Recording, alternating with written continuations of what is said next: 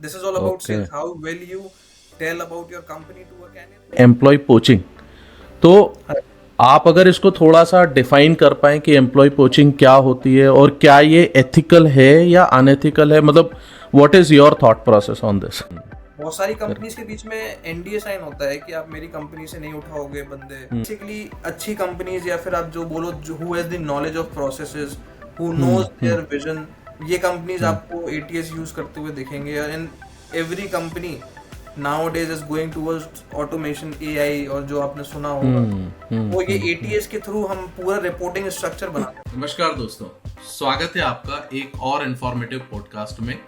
आज जो हमारे गेस्ट हैं, he is working with EPAM system and इनका काम मार्केट से बेस्ट टैलेंट को एक्वायर करना। आज का ये पॉडकास्ट इंसाइटफुल इंफॉर्मेशन से भरा है और आप आज बहुत कुछ सीखने वाले हो। बट वेट, आपने अगर चैनल को सब्सक्राइब नहीं किया है तो प्लीज सब्सक्राइब करो। मेरा लाइक एम 1000 का है, तो जल्दी से लाइक करके चैनल को ग्रो करने में मेरी हेल्प करो। आज का ये पॉडकास्ट आपके लिए 3 तरह से इंपॉर्टेंट हो सकता है। पहला, उन लोगों के लिए जो आईटी कंपनी में टैलेंट एक्विजिशन में अपने करियर के बारे में सोच रहे हैं। दूसरा, अगर आप एक आईटी कंपनी में जॉब के लिए अप्लाई करते हो और आप ये जानना चाहते हो कि आपका रिज्यूमे इम्प्रेसिव कैसे हो सकता है, तो ये पॉडकास्ट आपको जरूर सुनना चाहिए। तीसरा, अगर आप एक एम्प्लॉयर हो तो आपको जरूर ये पॉडकास्ट सुनना चाहिए, बिकॉज इसमें डिस्कस की गई स्ट्रैटेजीज आपके बहुत काम आने वाली हैं। फाइनली, अगर आप भी हमारे साथ इस तरह के पॉडकास्ट करना चाहते हैं तो आप हमें रीच आउट कर सकते हैं। मैं या मेरी टीम से कोई आपको कांटेक्ट करेगा, हम आपके बारे में जानेंगे और आपके साथ भी ऐसा पॉडकास्ट शूट करेंगे। तो चलिए शुरू करते हैं और जानते हैं दीपेश से कि एक आईटी ऑर्गेनाइजेशन में टैलेंट एक्विजिशन की क्या भूमिका है। सो दीपेश, आपका स्वागत है हमारे इस पॉडकास्ट पे। आप सबसे पहले अपने बारे में बताइए कि आप किस कंपनी में हैं। थैंक्स पंकज, पहले तो आपने मेरे को अपॉर्चुनिटी दी इस प्लेटफॉर्म पे बोलने के लिए and to share my views कि जो भी मैं लोगों की मदद कर सकता हूँ for giving it my knowledge to the people, to the जो भी इस पॉडकास्ट को सुनेंगे। So thanks a lot for this and giving me the platform. So talking about me, Pankaj ji, so I'm Dipesh and I started my career from an international BPO in 2011 actually. तो 2011 में मैंने अपना career start करा था with an international BPO. उसमें हम basically outbound sales करते थे। ओके. जो वेब कनेक्शन होता है, अगर आपको पता हो, जो वॉइस ओवर इंटरनेट प्रोटोकॉल है, तो हम वो सेल करते थे कनाडा में, यूएस में, and we were top competitors of Bell Canada. जो बेल सबसे लोकप्रिय और सबसे फेमस है पूरे कनाडा और यूएस में, known for its technology and phone connections. Okay. So हम लोग उसकी सेल्स करते थे basically and I was one of the top performers there. So उधर से मेरे को सेल्स मालूम पड़ा कि सेल्स क्या होता है।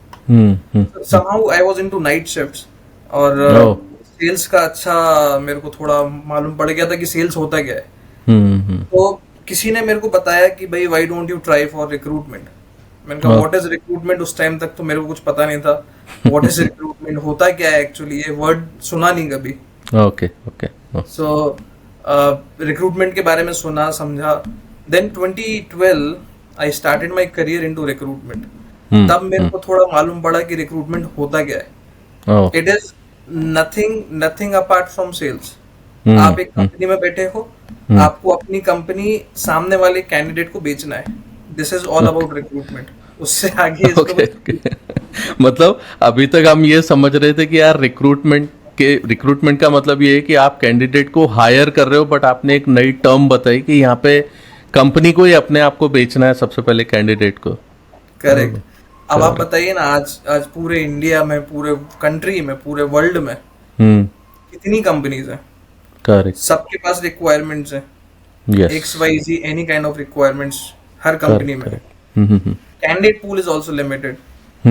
आप XYZ टेक्नोलॉजी के या XYZ स्किल्स के कोई भी बंदे देखने जाओगे, it is very limited to market. So कंपनियां ज्यादा हैं, एम्प्लॉइज और कैंडिडेट्स कम है। तो how you attract that talent is called recruitment. This is all about Okay. sales. How well you tell about your company to a candidate, hmm and उसकी आप जरूरत कैसे पूरी कर रहे हो, it is all about recruitment. ये सब Okay. recruitment का part है. Okay So this is how, so since this is my hobby, sales करना मेरी hobby बन चुका था जब तक, Okay. and somehow I realized कि I love interacting with people, I love talking to people, identifying their needs. तो उस need को अब मैं I thought why not to make this as a passion of mine. तो मैंने अपने passion को अपना career बना लिया. ओह ग्रेट वंडरफुल बहुत ही एक्साइटिंग स्टोरी है मतलब आपने कहाँ सेल से स्टार्ट किया and you are landing on the recruitment area Front, yeah. So very good Correct. Very good so So अभी आपकी करंट रोल एंड रिस्पॉन्सिबिलिटीज क्या रहती हैं दीपेश ऑर्गेनाइजेशन में See, पंकज जी, मैंने अभी तक जितनी कंपनीज में काम करा है, it was a mix of a startup, it was a mix of MNCs, the MMI level 5 companies, and $1 billion companies, जिसको आप बोल सकते हो. So I worked with many companies. So recently I'm associated with EPAM Systems, which is again $4-5 billion company with an employee strength of more than 65,000 across globally, and they are into IT. Hardcore into IT services and products. Okay okay So currently I am associated with EPAM, and I'm working as a leader talent acquisition in EPAM, जहाँ पे मेरे को एक team है for recruiters, senior recruiters. I have to lead all the team members. Company की क्या hiring needs है उसको आइडेंटिफाई करके I have Okay. to cater the requirements of the company. तो Okay. मेरी टीम के पास टारगेट होता है, मेरे पास टारगेट होता है, आपको इतने ऑफर्स रिलीज करना है. सो मैं अपनी टीम को गाइड करता हूँ, कोच करता हूँ, मेंटोर करता हूँ, लीड करता हूँ बेसिकली कि Okay. How to achieve this. It is Okay. Not a target based job. Target से मेरा मतलब है कि अगर कोई रिक्वायरमेंट ओपन है कंपनी में तो उसको फुलफिल करना. This is what I call it as a target. Okay So great just interacting with stakeholders, business people, practice people, resource management group people, campuses, virtual walk-ins, physical walk-ins. So these तो- all fall into marketing. Deepesh इसमें मेरे को मतलब एक और question मेरे दिमाग में आ रहा है इसी से कि आप जैसे बता रहे हैं कि एक रिक्वायरमेंट ओपन होती है और उसके अगेंस्ट आप लोगों को यू नो फुलफिलमेंट करना होता है बंदों को हायर करने पर. तो मुझे एक चीज़ और बताइए आप कि जो रिक्वायरमेंट निकल के आ रही हैं ये तो क्लाइंट की तरफ से आ रही होंगी राइट. तो क्या आपका क्लाइंट कम्युनिकेशन भी होता है रिक्वायरमेंट को लेके कि ये डायरेक्टली आपको किसी एक हायरार्की के थ्रू आ रही है and then you are working on that particular part मतलब how exactly it is happening. देखिए पंकज जी, क्या होता है कि हर एक रिक्वायरमेंट का एक अलग डिपार्टमेंट होता है. सो Okay. जैसे हमारा क्लाइंट है माइक्रोसॉफ्ट है, एग्जाम्पल एप्पल है, गूगल है. These all are just examples. तो I do not directly interact with these customers. We have our account management team or account management representatives who talk to their account management representatives. Okay तो okay उधर से requirement popup होता है, हमारे यहाँ से बंदा जाता है, वो रिक्वायरमेंट लेकर आता है and they give it to resource management group, RMG group जिसको बोलते हैं. ओह तो ग्रेट वो क्या होता है, जैसे उधर से रिक्वायरमेंट आया तो RMG पहले अपना इंटरनल पूल देखता है कंपनी के अंदर. जैसे मानिए आप, जैसे गूगल ने बोला कि मेरे को 10 जावा का रिक्वायरमेंट है, मेरे को 10 जावा के बंदे चाहिए, 10 फुल स्टैक के बंदे चाहिए. राइट तो उधर की अकाउंट मैनेजमेंट टीम हमारी अकाउंट मैनेजमेंट टीम से बात करेगी. देन हमारा account management resource management group से बात करेगा ओके और वो बोलेगा कि हमारे पास 10 लोगों की रिक्वायरमेंट है. अगर उन्होंने बोला कि यार 10 लोगों की रिक्वायरमेंट है, हमारे पास बेंच पे 5 बंदा बैठा हुआ है जो आपकी रिक्वायरमेंट को मैचिंग है, तो ओके हम क्या करेंगे, हम उन 5 बंदों को उधर लगा देंगे. अब बचा कितना, 5 का डेफिसिट. तो वो Correct. 5 के डेफिसिट आता है टैलेंट एक्विजिशन टीम को, ओके जो कि हम लोग हैं. फिर हम लोग मार्केट में जाते हैं, कैंडिडेट्स लेकर आते हैं, इंटरव्यूज करवाते हैं, क्लाइंट इंटरव्यूज करवाते हैं. Then we see the fitment कि भाई ये बंदा क्लाइंट में फिट होगा कि नहीं होगा. Okay After looking into all these things, we onboard a resource and then we deploy them to customers. Okay great So this बहुत is how बढ़िया. this mechanism work for account management और client वाला जो आपने बोला. So guys देखो इससे आपको थोड़ा सा समझ में आ रहा होगा दीपेश ने यहाँ पे एक पूरी एक प्रोसेस को डिफाइन किया है कि कस्टमर रिक्वायरमेंट या क्लाइंट रिक्वायरमेंट किस तरीके से पॉपअप होती है, वो रिक्वायरमेंट कहाँ फ्लो होती है, हर एक ऑर्गेनाइजेशन में एक अकाउंट हेड है जिसके पास में वो रिक्वायरमेंट आ रही है, and then it is basically going to be passing on to the different hierarchy, and accordingly company उस चीज़ के ऊपर काम करती है। तो इससे आपको एक समझ में आ रहा है कि हर एक ऑर्गेनाइजेशन में इसका एक पूरा स्ट्रक्चर है जिसके थ्रू बाकायदा पूरा काम किया जाता है। So thank you very much Deepesh इस इन्फॉर्मेशन को शेयर करने के लिए। दीपेश, एक चीज़ और मेरे दिमाग में आ रही थी, मतलब जब हम टैग की बात करते हैं तो कुछ शब्द ऐसे दिमाग में आते हैं, जैसे हमने सुना हुआ है टैलेंट सोर्सिंग के बारे में, टैलेंट एक्विजिशन के बारे में, एंड रिक्रूटमेंट के बारे में। तो अगर मतलब even I am getting confused into this, so अगर आप मेरे को थोड़ा सा एक एक लाइन में अगर इसको समझा पाओ कि टैलेंट एक्विजिशन क्या होता है, सोर्सिंग क्या है, रिक्रूटमेंट क्या है, तो it will be very helpful for the other people as well. बिल्कुल बिल्कुल। So Pankaj ji, talent sourcing, talent acquisition, recruitment, these all are one और द सेम थिंग। ओके, इसका कोई बहुत बड़ा मतलब नहीं है। अगर मैं छोटी सी एक लाइन में डिफाइन करूं, आपको Correct. बंदा ढूंढ के लाना है और जहाँ पे रिक्वायरमेंट है उसमें लगाना है। ओके, और उसमें सर्टेन फेजेस में डिवाइड करा है इन तीनों टर्मिनोलॉजीज को। मैं आपको बताता हूँ कैसे। टैलेंट सोर्सिंग जो आप सुनते हो, इसका मतलब ये होता है कि एक आप बहुत बड़ा पूल क्रिएट कर रहे हो। जैसे मैंने आपको बताया था अभी कि 10 आपके जावा के रिक्वायरमेंट्स हैं। करेक्ट, अब हमने फोरकास्ट भी कर रखा है, सब कुछ कर रखा है कि हमारी कंपनी में और सारे कस्टमर्स होंगे तो उनके और जावा के रिक्वायरमेंट्स होंगे, और फुल स्टैक के रिक्वायरमेंट्स होंगे, और फ्रंट एंड के रिक्वायरमेंट्स होंगे, एग्जाम्पल। तो इन सब का पूल मैं पहले से बना के तैयार रखता हूँ। ओके, भले ही मेरे पास रिक्वायरमेंट हो या ना हो, but I have the pool ready candidates available with me on my bench या ओके, इनटू माय किटी। अगर मेरे पास रिक्वायरमेंट आती है तो I have the candidates to display, boss these are the candidates जो मेरे पास अवेलेबिलिटी है। तो उसका जो पूल में एक साथ बना के रखता हूँ, that is called talent sourcing. Oh, आपके पास रिक्वायरमेंट हो या ना हो, but you have the list of candidates into bifurcated into the technology, into the CTC, into the skills, whatever you say, whatever is the criteria. तो उसका जो pool availability मेरे पास है, that is called talent sourcing. Oh, oh, fine, तो ये एक separate topic हो गया टैलेंट सोर्सिंग का, correct, correct, which is majorly used for long term, आप जिसको बोल सकते हो। It is a passive source of sourcing the profiles. मतलब That is आप talent. पहले से ही एक रिक्वायरमेंट को आइडेंटिफाई करके रखा हुआ है आपने, और एक सोर्स आपने क्रिएट कर लिया, एक पूल क्रिएट करके रखा हुआ है कि जब रिक्वायरमेंट आएगी हम इस पर्टिकुलर पूल से हम उस रिक्वायरमेंट को फुलफिल करेंगे। This is Exactly. Something talent sourcing. Okay, Exactly. And what is this acquisition, talent acquisition? Talent acquisition is nothing। अब जैसे आप टैलेंट और एक्विजिशन का नाम सुन रहे हो, एक्विजिशन का मतलब होता है एक्वायर करना। तो टैलेंट को एक्वायर करना इज टैलेंट एक्विजिशन। अब वो कैसे काम करता है, जैसे मेरे पास रिक्वायरमेंट आ गई, सर्टेन सेट ऑफ रिक्वायरमेंट्स आ गए। अब मैं क्या करूंगा, मैं मार्केट में जाऊंगा, कैंडिडेट्स को एम्प्लॉयर ब्रांडिंग करूंगा, उनको अट्रैक्ट करूंगा मेरी तरफ कि मेरे पास आए वो। Why they will come to me, I will tell about the benefits कि हमारी कंपनी में ये है, हमारी कंपनी में ये है, we are great places to work, we are ISO certified, we are CMMI level 5 company, 3 company, 4 company. So these kind of attraction is what I will create in the mindset of a candidate or employee. तो उस चीज को मैं पूरी branding set करूंगा, फिर मैं जो रिक्वायरमेंट है मेरी उसको स्क्रीन करूंगा और देखूंगा whether he is the fitment, he is not the fitment.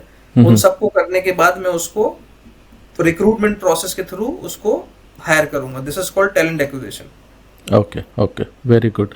सो दीपेश, ये yes yes, please go ahead, please go ahead. और दिस इज जो long term man force planning होती है, this is also part of talent acquisition. जहाँ पे मेरे को बोला कि 50 रिक्वायरमेंट चाहिए मेरे को, तो मैं 50 रिक्वायरमेंट के लिए एक प्लान क्रिएट करूंगा, how I will identify, how I will recruit. So this is what we call it as a talent acquisition. Okay, okay, great, very good.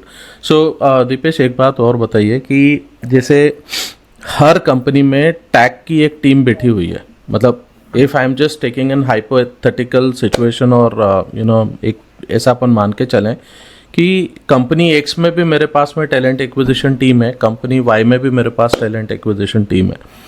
यहाँ पर भी ये बंदे काम कर रहे हैं अच्छा टैलेंट एक्वायर करने के लिए, और ये भी काम कर रहे हैं। बट कई बार क्या होता है कि ये ऐसा आपके साथ में भी हुआ होगा कि आप जिस बंदे को कॉल कर रहे हैं वो XYZ कंपनी के अंदर ऑलरेडी काम कर रहा है। तो इसके लिए एक शब्द आता है या एक चीज मार्केट में बहुत ज़्यादा चल रही है, एम्प्लॉय पोचिंग। तो आप अगर इसको थोड़ा सा डिफाइन कर पाएं कि एम्प्लॉय पोचिंग क्या होती है और क्या ये एथिकल है या अनएथिकल है, मतलब what is your thought process on this? देखिए, employee poaching is a very vast terminology, और हर कंपनी में इसका अलग डिक्शनरी है। Okay. But if I go by the recruiting bible, हाँ हाँ। जो हमारी भगवत गीता, कुरान और बाइबल, कुछ भी कह सकते हो आप, रिक्रूटमेंट का एक राइट बेसिक्स है। राइट। सो पोचिंग जैसा कुछ भी नहीं होता है। ओके। ठीक है, आपके पास रिक्वायरमेंट आई है, आपके पास रिक्वायरमेंट आई है, आपको मार्केट से बंदा उठाना है। Hmm. This is all about talent acquisition, recruitment, talent sourcing, जो मैंने आपको भी एक्सप्लेन करा। राइट। अब बंदा बैठा है इन्फोसिस में, मैं बैठा हूँ टीसीएस में, हम्म। कैपजेमिनी में, कॉग्निजेंट में, any of the companies, correct Accenture correct में। Correct correct. तो मैं क्या करूंगा, मेरे पास अगर पूल में बंदा अवेलेबल दिख रहा है, तो मैं ऑब्वियसली, अगर उसका profile updated and he is looking for a change, definitely I will approach that candidate. It is my job, it is my roles and responsibility to fulfil the position. Getting my point? तो मैं तो यही करूंगा ना, अगर मेरे को बंदा मिल रहा है, why should I not approach him? Correct अगर करेक्ट। उसको सामने वाली कंपनी को लग रहा है कि बंदा मेरा पोच कर रहा है, then that company should be able to handle their employees. Okay okay. तो वेरी उनको गुड। रहना चाहिए ना कि भाई मैं अपने एम्प्लॉय को क्यों जाने दूं। Correct should correct. Have taken all the measures so that वो बंदा मार्केट में आता ही नहीं। हम्म। बहुत सारी Correct. कंपनीज के बीच में एनडीए साइन होता है कि आप मेरी कंपनी से नहीं उठाओगे बंदे, आप मेरी कंपनी से रिक्रूट नहीं कर सकते हो। बहुत सारी कंपनीज है मार्केट में okay. Which have signed the NDS for this. So But ये according किसके साथ to- में साइन किया जाता है, दूसरी कंपनीज के साथ कि जो एम्प्लॉयज होते हैं उनके साथ साइन किया जाता है इसको? This is companies to companies, okay. Company to company basically. जैसे एग्जांपल ABCD 4 कंपनियां हैं, तो ABC तीनों ने आपस में एक एनडीए साइन करा है कि आप हमारे बंदे से नहीं उठाओगे, आप हमारे बंदे से नहीं उठाओगे। तो व्हाट हैपेंस, जब एम्प्लॉय ज्वाइन करता है A कंपनी, B कंपनी या C कंपनी, तो उसमें ऑलरेडी डिफाइंड रहता है you can not go and join this company. Okay okay. तो इसका recruitment मतलब team वो का- हो सकता है कि एक ही डोमेन में या एक ही एरिया में वो काम Correct. करने वाली होती होंगी इस वजह से। Okay. That is what, because company does huge amount of investment when they hire an employee from XYZ company.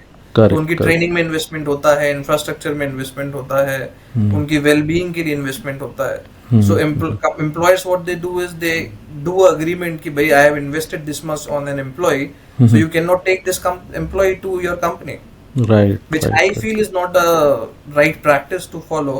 Because if requirement is there and if candidate is there in the market, I will go ahead and approach that candidate. Correct correct. Yeah.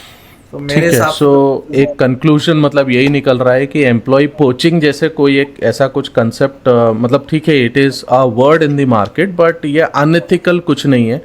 और Right. इसमें basically मतलब recruitment, क्योंकि सही भी है कि अगर आज एक कैंडिडेट किसी एक पर्टिकुलर कंपनी में काम कर रहा है, उसको करियर ग्रोथ देखनी है और वो आगे जाएगा, और कोई दूसरी कंपनी अगर उसको वो अपॉर्चुनिटीज़ दे रही है, then definitely he will be joining over there. अगर आप चाहते हो ये सब ना हो, तो आपको उसको इसी फैसिलिटीज देना चाहिए। You should avoid micro management, जो आजकल सबसे ज्यादा लोग परेशान हैं and they search for the jobs, is people do lot of micro management. तो इसके बारे में आप थोड़ा सा और बताओ ना दीपेश, मतलब ठीक है, this could be another question for you कि अगर एक कंपनी है कोई भी और वो एम्प्लॉय पोचिंग नहीं होने देना चाहती है, तो ऐसी कौन सी प्रैक्टिसेस हैं जो उनको अपने एम्प्लॉयज़ के लिए रखना चाहिए, या क्या फैसिलिटीज़ हैं जो होना चाहिए, जिससे मतलब even I am also working with a very reputed company and today I am very much satisfied in that, and even it never comes a second thought to me that I need to leave that particular company. So there is definitely a environment that is there and policies and all those things, but if you can, because you are the right person to define this particular thing over here. Exactly. So Pankaj ji, जैसे मैंने भी आपको बताया, companies में क्या होता है कि employees who are doing good job, they are underpaid, उनको सैलरीज नहीं मिलती है टाइम पे, they are not getting opportunities like on site opportunity, जो आपने बहुत सुना होगा कॉमनली। Yes, yes. तो जो डिजर्विंग है उसको ऑन साइट नहीं मिलता है, appraisals are not happening rightly, amenities के मामले में employee amenities is not there, personal life अगर देखा जाए, they are not much more benefits what any employer is providing to employees nowadays. micromanagement is one of the tools what everyone faces. No freedom of work. So these are few of the common,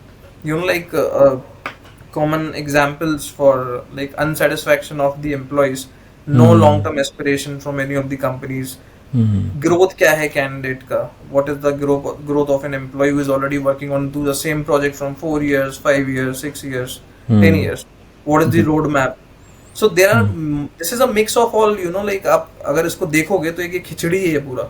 अगर आप सबको मिलाकर बनाओगे ना, so this creates an employee unsatisfaction. अगर आप उसको time की अप्रेजल दो, you give him what he deserves. आप उसको एक अच्छा एनवायरनमेंट प्रोवाइड करो, हेल्दी एनवायरनमेंट प्रोवाइड करो कि यार you are free to work, you have to deliver the results, you have to show the confidence to an employee.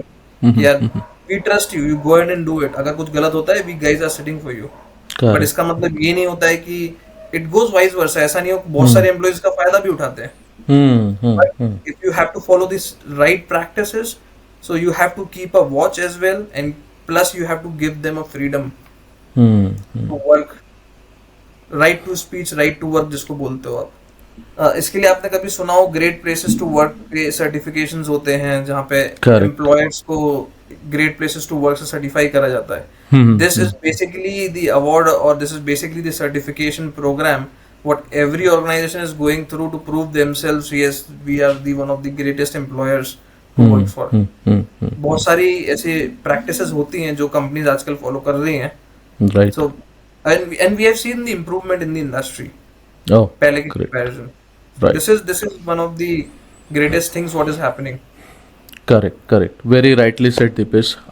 So guys यहाँ पे देखो दो चीज़ें हैं जो यहाँ पे मैं थोड़ा सा और इसको रिफ्रेश करना चाहता हूँ और आप लोगों को बताना चाहता हूँ. सो यहाँ एम्प्लॉई एंड एम्प्लॉयर दोनों के पर्सपेक्टिव से दीपेश ने काफ़ी सारी चीज़ों को क्लियर किया हुआ है. एक एम्प्लॉई जो देखता है वो ये देख रहा है कि यार उसको एक ऐसा इन्वायरमेंट मिलना चाहिए जिसमें काफ़ी सारे फैक्टर्स आएंगे. डेफिनेटली एक ऐसा इन्वायरमेंट होना चाहिए जहाँ वो बहुत सेफ फील करता है एक काम करने के लिए, उसको एक एनर्जी मिलती है, पॉजिटिविटी मिलती है. उस एनवायरनमेंट में वो काफ़ी अच्छे से और लॉन्ग टर्म शायद सस्टेन कर सकता है. दूसरी तरफ जो अगर ये पॉडकास्ट ऐसे लोग भी देख रहे हैं जो किसी को बेसिकली जॉब दे रहे हैं या आप एक ऑर्गेनाइजेशन को रन कर रहे हो, सो डेफिनेटली आपको दीपेश के कुछ इनपुट्स यहाँ से मिल सकते हैं. Basically he is also working with MNCs and he is very well understanding about the processes. So once you will be having a set process, definitely you can retain your employees for a longer time duration. So very good Deepesh. काफ़ी insights मिलेंगे इन सब चीज़ों से I am sure other participants को. दीपेश आप मतलब मुझे कुछ और चीज़ें भी आपसे समझना था कि सो दीपेश यहाँ पे मेरा एक क्वेश्चन ये भी है आपसे कि अगर कोई बंदा है जिसको टैक में आना है या आपका एक सबऑर्डिनेट देख रहे हो जो आपके अंडर में जिसको आप हायर करोगे, सो बेसिकली आप उसमें क्या चीज़ें देखते हो और आप क्या देखते हो कि यार उसके रिज्यूमे में क्या चीज़ें होनी चाहिए जिसके थ्रू आप उसको टैग के अंदर आप उसको हायर करने वाले हैं, आप उसको अपना सबऑर्डिनेट बनाने वाले हैं. देखिए पंकज जी, सबसे पहले तो talent acquisition is not a very big thing. It is not a rocket science. You don't have to code anything. Right. You just have to onboard a resource with the right skill set as per the need of a company. This is the basic layman language of talent acquisition. सही बंदे को सही जगह पे सही time पर लगाना. ठीक है. अब इसमें अगर आप बोलो कि मेरे को बहुत हाई सर्टिफिकेशंस चाहिए, बहुत स्टडीज में आप बोलो मेरे को थ्रू आउट 90% चाहिए, और समथिंग रिलेटेड टू मेरे को प्रीमियम इंस्टीट्यूट से जिस बंदे ने एजुकेशन करा है वही बंदे चाहिए. सो this is something which I feel is not very much required in all these fields, because anyone who has good communication skills, who has an ability to convince the other party, who has the ability to do sales, plus who understands the need of a customer, of a employee, of an employer, and create a middle way for both of them and create a win-win situation for everyone. वो बंदा is the right fit for choosing a career into talent acquisition and growing it to the further stages. Okay. This is something what हर एक leader, हर एक manager, हर एक subordinate ordinates will see their juniors, their colleagues और their mentors कि भाई इन सब में ये क्वालिटीज तो होनी चाहिए. Correct correct. Then only you will be a successful recruiter, a talent acquisition person. Deepesh, एक क्वेश्चन और आ रहा है, रिक्रूटमेंट से रिलेटेड बार बार चीज़ें आती हैं. तो आप भी एक कंपनी के साथ काम कर रहे हो, वहाँ पे एचआर मैनेजर्स होते हैं, एचआर की पूरी टीम होती है, and again we are talking about the tech area here, talent acquisition. So आप थोड़ा सा अगर एक डिफरेंस यहाँ पे मेरे को बता पाओ कि यार टैलेंट एक्विजिशन एक पार्ट है और एचआर एक पार्ट है, तो कहाँ से एचआर का रोल स्टार्ट होता है और कहाँ तक टैलेंट एक्विजिशन का रोल होता है? बिल्कुल, बहुत बार ऐसा क्वेश्चंस मेरे पास भी आते हैं कि आप एचआर में हो. Yes yes. आज तक किसी ने ये नहीं बोला कि आप टैलेंट एक्विजिशन में हो या रिक्रूटर हो. राइट. सबको ये लगता है अगर आप रिक्रूटर हो तो आप फोन उठा के बस आपको कॉलिंग करना है. आप एक बीपीओ में काम कर रहे हो. दिस इज व्हाट, अगर आप बताओगे ना मार्केट में जाके, so maximum people will be कि आप एक बीपीओ में काम कर रहे हो and you are selling something, जो कि एक अदर लैंग्वेज में which is correct. Yes, we are selling our company, but if you say this is a BPO job, it is totally opposite of that. BPO Right. is a separate industry. Talent acquisition, recruitment is a separate thing. तो HR और recruitment में अगर मैं आपको difference बताऊं talent acquisition में, to be very upfront in this, HR का काम चालू होता है जब candidate onboard हो जाता है एक कंपनी में, और उसके पहले का जो भी होता है वो एक talent acquisition का काम होता है, recruiter का काम होता है. Okay. क्या होता है, आपने जैसे रिक्वायरमेंट पॉपअप होता है, जैसे मैंने अभी आपको बताया, कस्टमर ने बोला कि 10 रिक्वायरमेंट चाहिए, करेक्ट. 10 बंदे हमको चाहिए, या हमारी कंपनी में खुद के पास 10 लोगों की नीड है, तो वो रिक्वायरमेंट टैलेंट एक्विजिशन के पास आती है. टैलेंट एक्विजिशन उस बंदे को फाइंड करता है, फाइंड आउट करता है मार्केट में. रिक्रूटमेंट के थ्रू वो उसको स्क्रीन करता है, इंटरव्यूज होते हैं, उसको क्वालिफाई करते हैं, then we onboard a resource. जब बंदा ऑनबोर्ड हो जाता है तो एचआर का काम उधर से चालू होता है. There are certain set of rules and regulations, policies which is designed by the HR people. HR में finance भी आता है, operations भी आता है. Though talent acquisition is also a part of a human resource management system, but it is totally different. So HR में business partners होते हैं, operations होते हैं, बहुत सारी चीजें होती हैं. Okay, okay. So this is something जो recruitment ने चालू करा, जहाँ पे recruitment का काम खत्म हो जाता है, वहाँ पे HR का काम चालू हो जाता है. So दोनों अपनी फील्ड्स में मास्टर्स है, and they have an equal importance in any of the organization. If organization has to grow, both the departments has to be intact and run parallelly to each other. Very good, very. इधर से ये काम चालू खत्म हुआ, उधर से वो काम चालू हो गया. ओके, मतलब टैग का काम है टैलेंट को लेके आना, और उससे रिलेटेड जो भी पॉलिसीज, प्रोसीजर्स या जो भी चीज़ें हैं, वहाँ से ऑनबोर्डिंग के बाद की जो भी प्रोसेस है, that is basically the job of HR. Exactly. Okay. Okay. Great. अच्छा Dipesh, yeah. When you grow in your career, so I also recently completed one of the certifications into HR management and into HR analytics. Okay. So I did it from IIM actually.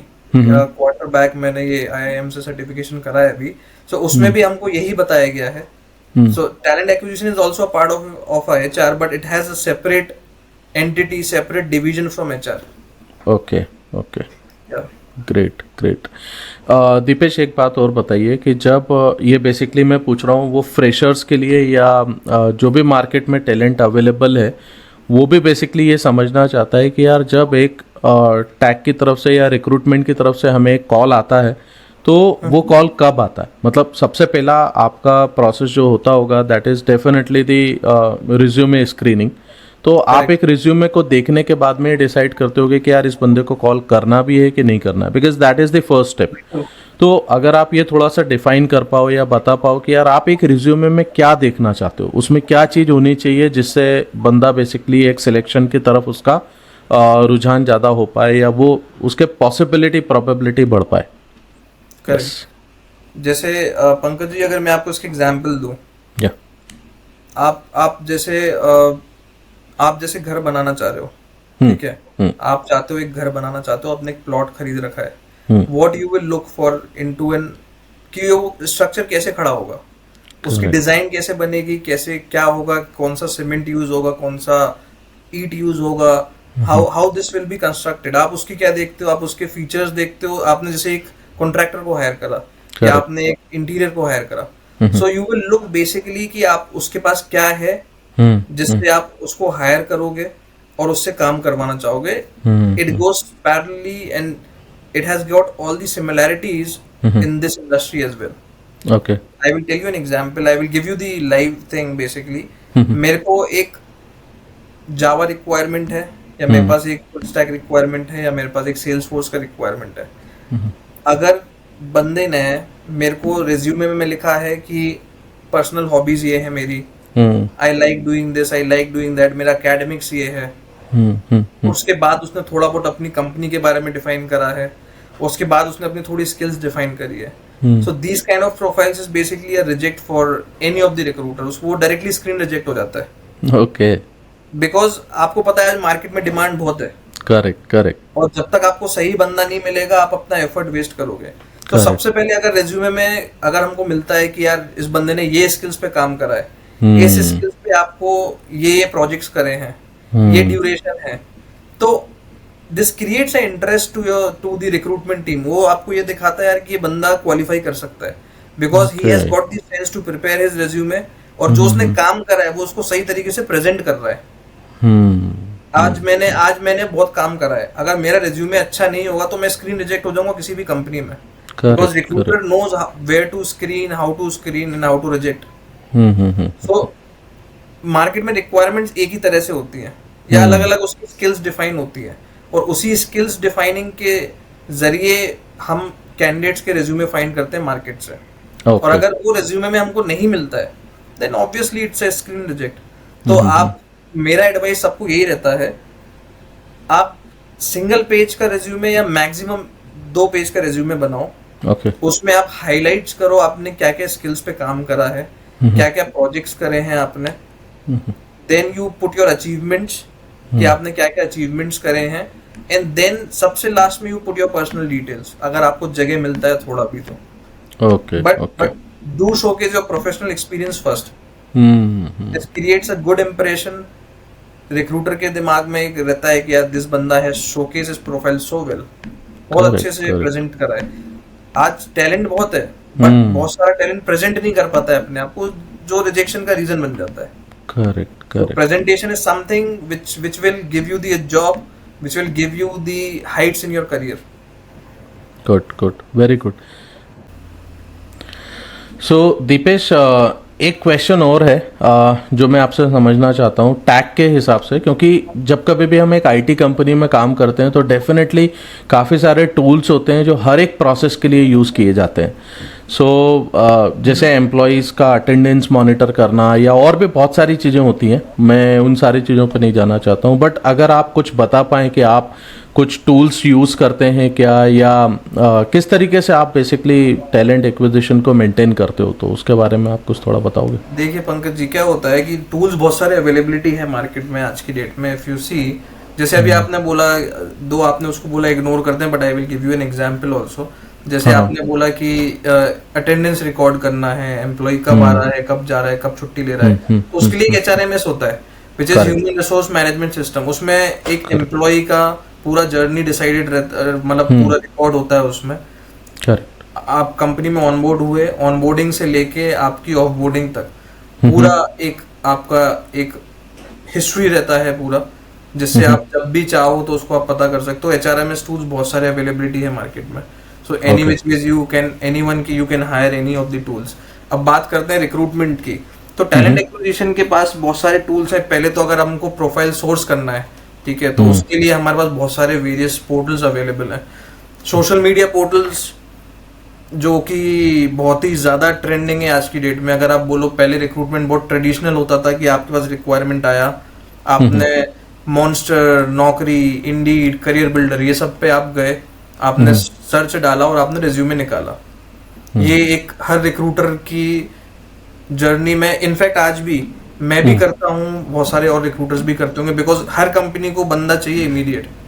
आप किसी भी company में जाएंगे आपको ये बोलेंगे कि हमको इमीडिएट जॉइनर चाहिए, आप जितनी जल्दी से जल्दी हो सकता है आप वो लेके आओ। उन सब के लिए टूल्स बहुत अच्छे हैं।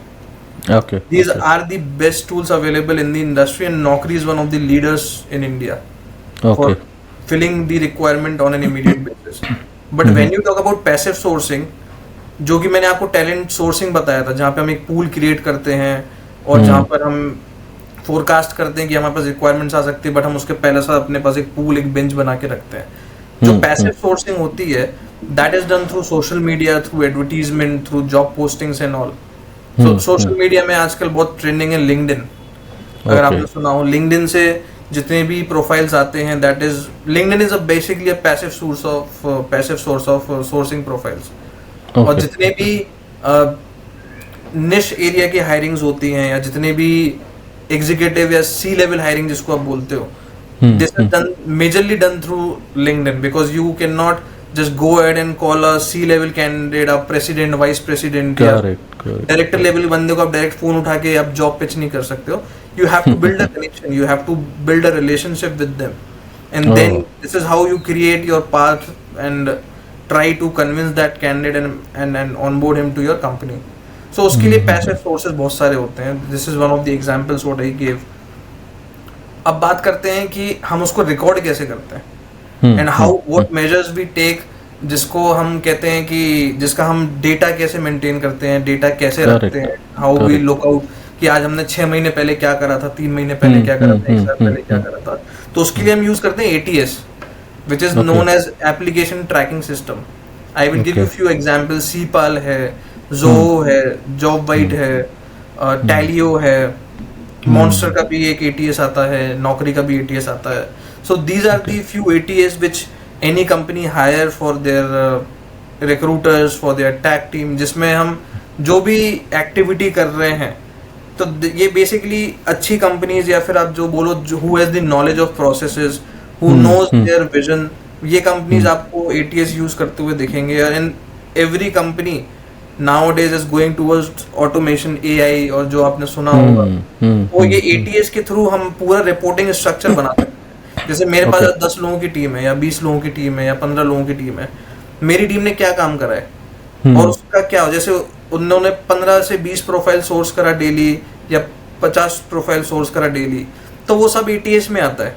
I create a hierarchy in ATS, और मेरे को ये मालूम पड़ जाएगा कि डेली मेरी टीम कितनी प्रोडक्टिव है, कितने प्रोफाइल सोर्स कर रहे हैं. अगर उन्होंने 10 प्रोफाइल करे, तो उसमें से कितने लोगों के इंटरव्यू लगे हुए हैं, या कितने लोग will go through this interview process, या how many selections will be there, how many rejections will be there, कितने ऑफर्स रोल आउट हुए हैं. So all these kind of tracks is what I do it through ATS. तो ATS आज की date में it is majorly been used, और बहुत सारी कंपनीज इसको चाहते हैं यूज करना. स्टार्टअप्स में थोड़ा सा चैलेंज है, because there is only one headmaster जो कि CEO या जो कि फाउंडर रहता है. तो वो मैं आपसे ये क्वेश्चन पूछने ही वाला था, क्योंकि आपने स्टार्टअप मतलब डायरेक्टली कोई भी एकदम से MNC पे तो नहीं लैंड होता है, तो डेफिनेटली अभी आप MNC में काम कर रहे हो, बट एक स्टार्टअप जो होता है, स्टार्टअप का मतलब उनके पास में भी ऐसे टूल्स होते हैं कि वो कुछ एक्सेल में ही सारी चीज़ों को मेंटेन करके रखते हैं. देखिए, डिपेंड करता है आप कौन से स्टार्टअप में काम कर रहे हो, what is the vision of your founder. तो बहुत सारे founders want to adapt automotive systems, हर चीज ऑटोमेट करना चाहते हो. बहुत सारे founders, majority of founders, they don't have much knowledge, because उनको बहुत सारे काम रहते हैं करने के लिए कंपनी में. उनका एक फोकस एरिया है बिजनेस लाना, एक फोकस है बिजनेस केटर करना, और उस बिजनेस को केटर कैसे करोगे उसके लिए सपोर्ट फंक्शन क्रिएट करना. तो एक फाउंडर के बहुत सारी स्ट्रैटेजीज बिल्डिंग में भी वो इन्वॉल्व रहते हैं. सो बहुत सारी जगह ऑक्यूपाई रहते हैं. So they have their legs in fact everywhere in the system. तो उन चीजों में एक लैक बन जाता है, जहाँ पे आप बोलो कि जो प्रोसेसेस होने चाहिए वो नहीं हो पाते हैं. और अगर आप यही चीज एक MNC में जाते हो, सो एक MNC भी कभी स्टार्टअप रही होगी पहले, सो उन्होंने भी धीरे धीरे प्रोग्रेस करते करते करते करते प्रोसेसेस सीखे, मार्केट में पता करा होगा, मार्केट से समझा होगा. जब एक स्टार्टअप एक यूनिकॉर्न बनता है, तो they have lot many processes implemented. जैसे आज मैं भी एक MNC में काम कर रहा हूँ, तो दे have there certain set of defined rules and regulation. अगर मेरे को किसी को एक पेन इशू करना है, या एग्जांपल मेरे को किसी को एक लैपटॉप इशू करना है, तो एक स्टार्टअप में it will go just through a mail approval. एक मेल अप्रूवल होगा और वो किसी को मिल जाएगा. But when you talk about MNC, you have to create a request कि आपको एक रिक्वेस्ट क्रिएट करना पड़ता है एक पोर्टल में, ओवर जीरा पोर्टल में, फिर एग्जाम्पल कोई भी पोर्टल में आप एक रिक्वेस्ट रेस करोगे, फिर एक अप्रूवल चेन होता है, you have to go through approval level 1 2 3, then final approval, फिर आपको उधर से अप्रूवल आता है, then you get a laptop, उसका पूरा इन्वेंट्री का रिकॉर्ड रहता है एक कंपनी में, and this is also a management system, उसका भी एक पोर्टल अलग होता है. So this is the basic difference between a startup and an MNC. Correct. Process का बहुत डिफरेंस रहता है. करेक्ट. सो गाइज यहाँ पे देखो दीपेश ने काफ़ी अच्छे तरीके से इन सारी चीज़ों को डिफाइन किया. टूल्स का मतलब ये नहीं है कि आप सिंपल कोई भी सॉफ्टवेयर यूज़ कर रहे हो, बट टूल्स बेसिकली एक प्रोसेस को या एक बिजनेस को ऑटोमेट करने का काम कर रहे हैं, एंड काफ़ी सारी चीज़ों को यूज़ किया जाता है इसके अंदर चीज़ों को आसान बनाने के लिए. तो ज़्यादा टूल्स का मतलब ये नहीं है कि खिचड़ी बन गई है, बट ज़्यादा टूल्स इसलिए भी लगते हैं आपको क्योंकि आपकी प्रोसेसेस इतनी ज़्यादा होती हैं, बिजनेस रिक्वायरमेंट इतनी ज़्यादा होती है कि आपको उन सारी चीज़ों को टाइम टू टाइम मैनेज करना पड़ता है, और लॉन्ग टाइम में आपको वो चीज़ों को ट्रैक भी करना पड़ता है. तो इसके लिए टूल्स डेफिनेटली बहुत ज़रूरी होते हैं. So thank you very much, Dipesh, for your time and your efforts. Whatever knowledge you have shared, I'm sure it is going to definitely help to others as well in this area. Thanks a lot. Thank you very much for your time. Thanks. अगर आपको इस episode में meaningful information मिली हो तो please video को like करो और दूसरों से भी शेयर करो ताकि उन तक ये सही इंफॉर्मेशन पहुंच पाए और उनकी भी किसी ना किसी तरीके से हेल्प हो पाए. चैनल को जरूर सब्सक्राइब करो और कमेंट करके बताओ कि ये एपिसोड आपको कैसा लगा. शेयर करो कि मैं आपकी और कैसे हेल्प कर सकता हूँ. फाइनली इस एपिसोड को एंड तक सुनने के लिए आप सभी को दिल से धन्यवाद. आज के लिए बस सिर्फ इतना ही. मिलते हैं अगले एपिसोड में एक नए टॉपिक के साथ. Thank you very much.